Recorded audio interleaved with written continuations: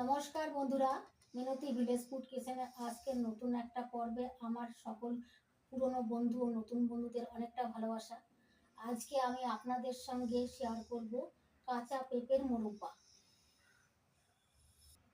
বন্ধুরা, চাল কুমড়োর মোরব্বা তো আপনারা অনেকেই বানিয়ে খেয়েছেন। পেঁপে দিয়ে যে এত সুন্দর মোরব্বা বানানো যায়, না দেখলে বিশ্বাস করতে পারবেন না। আর খেতেও ভীষণ ভালো লাগে। সামনে আসছে বড়দিন। এই বড়দিনে প্রত্যেকেই প্রায় বাড়িতে কেক বানিয়ে খেয়ে থাকি। আর এই কেকের মধ্যে কাঁচা পেঁপের মোরব্বা কিন্তু ব্যবহার করতে পারেন। আপনারা এইভাবে কাঁচা পেঁপের মোরব্বা বানিয়ে কেকের মধ্যেও ব্যবহার করতে পারবেন। আমি কিভাবে কাঁচা পেঁপের মোরব্বা বানাচ্ছি প্রথম থেকে শেষ পর্যন্ত সম্পূর্ণ ভিডিওটা দেখতে থাকুন। আশা করি আজকের এই ভিডিওটা আপনাদের অনেক অনেক ভালো লাগবে।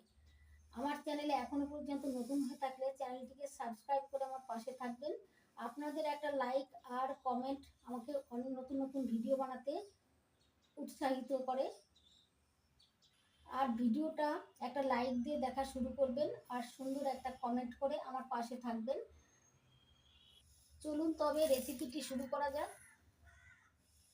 কাঁচা পেঁপের মোরব্বা বানানোর জন্য এখানে আমি একটা 500 গ্রাম ওজনের কাঁচা পেঁপে নিয়েছি। কাঁচা পেঁপেটা ধুয়ে পরিষ্কার করে নিয়েছি। এবার খোসা ছাড়িয়ে নেব কেটে।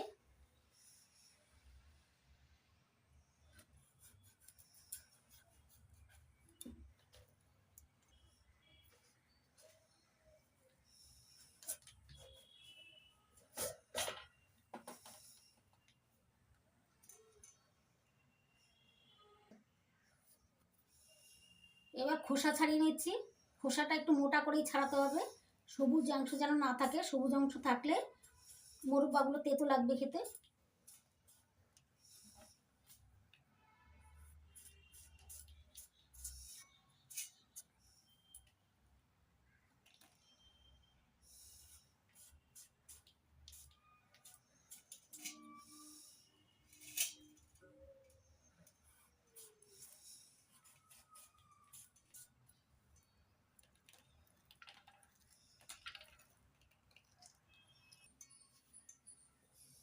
এবার পেঁপেটা কেটে নিচ্ছি।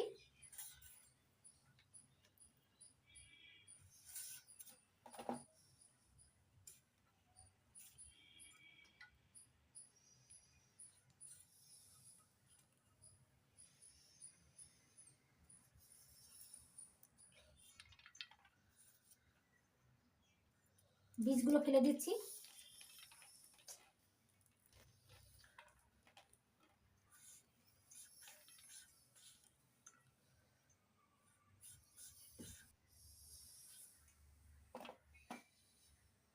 এবার চামচের সাহায্যে এই যে পেঁপের ভিতরে যে বীজগুলো আছে এগুলো ভালো করে পরিষ্কার করে নিচ্ছি। এই যে এরকম করে চামচের সাহায্যে পরিষ্কার করে নেব।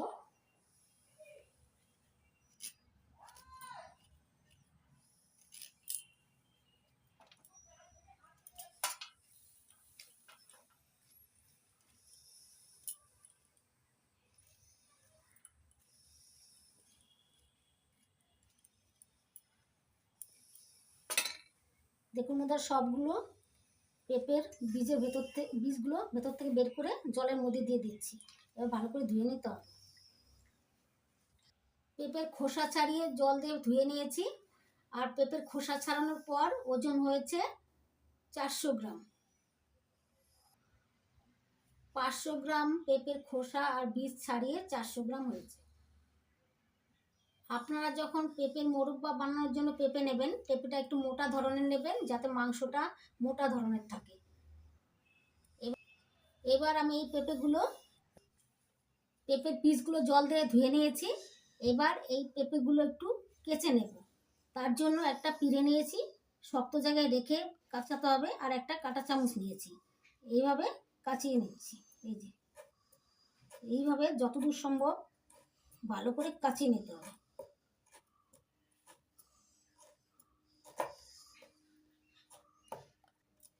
পেঁপে অনেকটাই শক্ত, তাই কাচাতে একটু অসুবিধা হবে। একটা সাইড করে নিয়েছি, এবার অন্য সাইডটাও করে নিচ্ছি।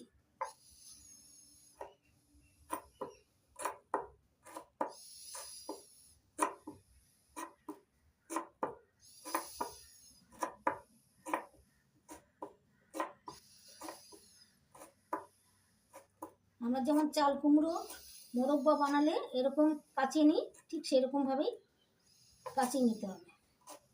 চাল কুমড়োটা পেঁপের থেকে অনেকটা নরম হয়, আর পেঁপেটা অনেকটা শক্ত হয়, তাই একটু কাঁচাতে অসুবিধা হয়।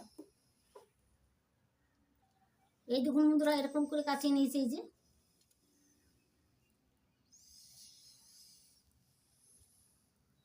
এই দেখুন বন্ধুরা, এরকম করে কাচিয়ে নিয়েছি, এরকম করে কাচিয়ে নিতে হবে।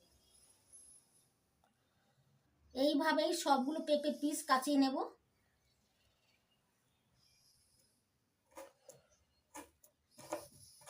সবগুলো পেঁপের পিস একইভাবে কাচিয়ে নিয়েছি।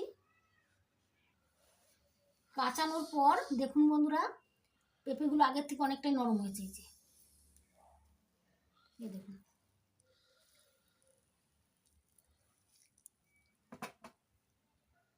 এবার একটা পাত্রে কিছুটা জল নিয়েছি, ওই জলের মধ্যে দিয়ে দিচ্ছি 1 চামচ চুন। এটা আমরা পান খাওয়ার জন্য যে চুনটা ব্যবহার করা হয় সেই চুনটা দিয়ে দিচ্ছি। এবার হাত দিয়ে ভালো করে গুলে নেব।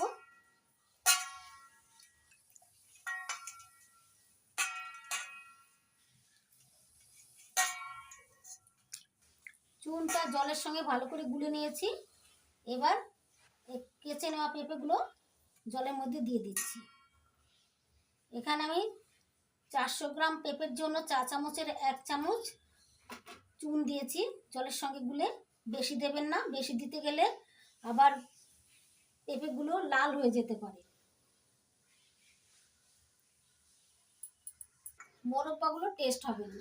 এবার জল দিয়ে ভালো করে ভিজিয়ে 1 ঘন্টা ঢাকা দিয়ে রেখে দেব। পান খাওয়ার চুনের জলের মধ্যে 1 ঘন্টা ভিজিয়ে রেখেছিলাম। এবার ঢাকনা তুলে নিচ্ছি। এবার এই পেঁপেগুলো 10-12 বার ভালো করে জল দিয়ে ধুয়ে নিতে হবে। এই দেখুন বন্ধুরা, আগের থেকে অনেকটাই শক্ত হয়ে গেছে। জল দিয়ে ভালো করে ধুয়ে নেবো। এবার যতক্ষণ ঘোলা জল বেরোবে ততক্ষণ কিন্তু ধুয়ে নিতে হবে। দেখুন বন্ধুরা, 10-12 বার আমি জল দিয়ে ভালো করে ধুয়ে নিয়েছি। এখন পরিষ্কার জল বেরোচ্ছে। আপনারা বুঝতে পারবেন কিভাবে, যে জল যদি ঘোলা জল না বেরোয়, এরকম পরিষ্কার জল থাকে, তাহলে মনে করবেন যে পেঁপেগুলোর মধ্যে আর চুন নেই, ভালো করে ধোয়া হয়ে গেছে। এবার এই পেঁপের পিসগুলো থালায় তুলে নিচ্ছি।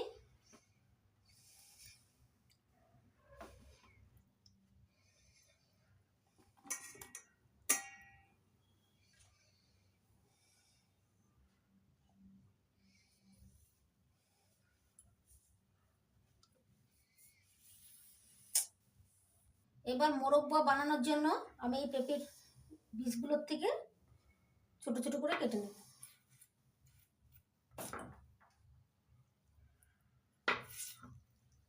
এরকম করে কেটে নিচ্ছি, এরকম করে কেটে নিচ্ছি। পেঁপের পিসগুলো আমি এইভাবে কেটে নিচ্ছি।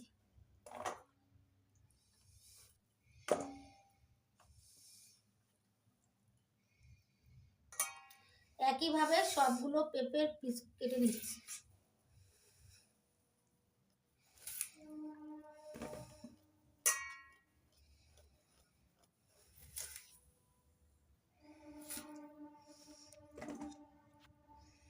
সবগুলো পেঁপের পিস কেটে নিয়েছি।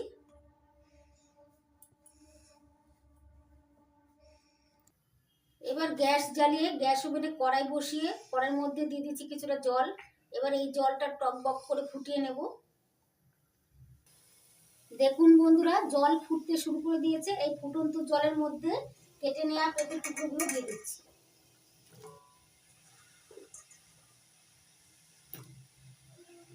জলটা এমন ভাবে দিতে হবে যেন পেঁপের টুকরোগুলো জলের ভিতর ডুবে থাকে। পেঁপের টুকরোগুলো 10 মিনিট সেদ্ধ করে নেব। যেহেতু চুন জলে ভেজানো ছিল, তাই বেশি সিদ্ধ হয়ে যাবে না। 10 মিনিট ভাপিয়ে নিয়েছি। এবার গ্যাস অফ করে দিচ্ছি। এবার পেঁপের টুকরোগুলোর জল ঝরিয়ে নেব। এবার ঢেকে দিচ্ছি।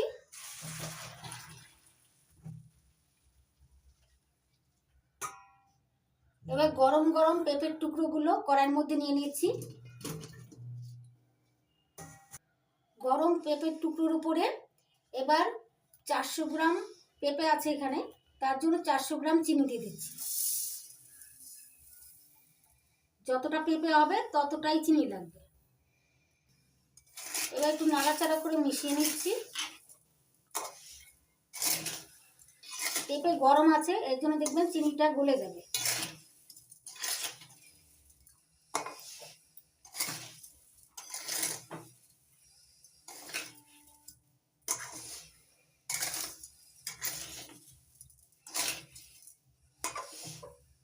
আর এই অবস্থায় যদি গ্যাসটা জ্বালিয়ে দিতাম তাহলে চিনিটা কড়াই লেগে যেত। এবার দুটো এলাচির মুখ ফাটিয়ে দিয়ে দিচ্ছি। দেখুন চিনিটা গলে গেছে। এবার আস্তে আস্তে ঢাকা দিয়ে সিদ্ধ করে নেব।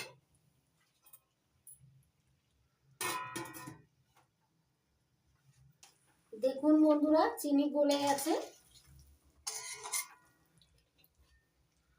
এবার ঢাকা দিয়ে আস্তে আস্তে সিদ্ধ করে নেব। এতে করে কিন্তু পর্যাপ্ত পরিমাণে পেঁপের ভিতরে রস ভালো করে ঢুকে যাবে। পেঁপেগুলো কিন্তু একটানা সেদ্ধ করা যাবে না, মাঝে মাঝে ঢাকনা তুলে নাড়াচাড়া করে দিতে হবে।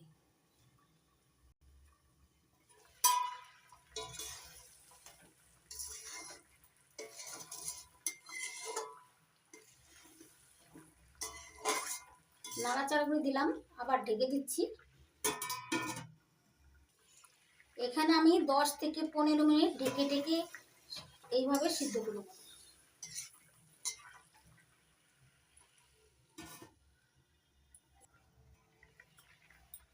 দেখুন বন্ধুরা, পেঁপের টুকরো কালারগুলো আগের থেকে অনেকটাই চেঞ্জ হয়ে গেছে।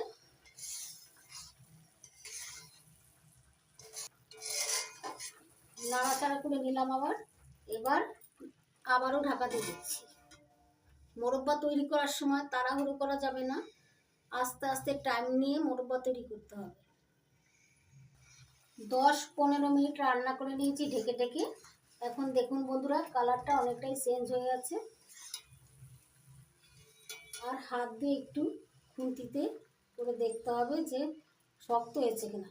শক্ত হয়ে গেছে, তার মানে বুঝতে হবে যে অনেকটাই মোরব্বা হয়ে এসেছে। আর এই সাইড থেকে চিনি পড়তে শুরু করেছে, এই দেখুন, তাহলে বুঝতে হবে যে অনেকটাই হয়ে এসেছে। দেখুন বন্ধুরা, চিনির রসটা অনেকটাই ঘন হয়ে গেছে। এইভাবে নাড়াচাড়া করে আরেকটু ফুটিয়ে নেব।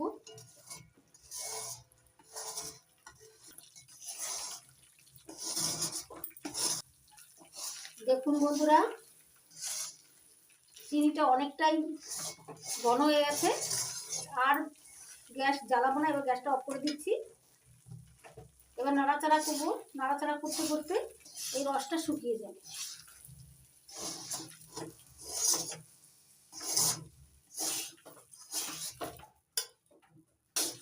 দেখুন বন্ধুরা, পেঁপের টুকরোর গায়ে কত সুন্দরভাবে চিনিটা লেগে গেছে। মোরব্বা রেডি হয়ে গেছে। এবার ঠান্ডা করে সাজিয়ে নিয়ে দেখাচ্ছি। মোরব্বাগুলো কড়ার থেকে তুলে একটা গামলার মধ্যে নিয়ে নিয়েছি, ঠান্ডা করে নিয়েছি। দেখুন বন্ধুরা, ওপরটা কতটা শক্ত হয়েছে। এবার প্লেটে সাজিয়ে নিচ্ছি। দেখুন বন্ধুরা, কাঁচা পেঁপের মোরব্বা প্লেটে সাজিয়ে নিয়েছি। কত সুন্দর লাগছে। আমি একটা ভেঙে দেখাচ্ছি। ওপরটা শক্ত আর ভেতরটা এই দেখুন বন্ধুরা জুসি।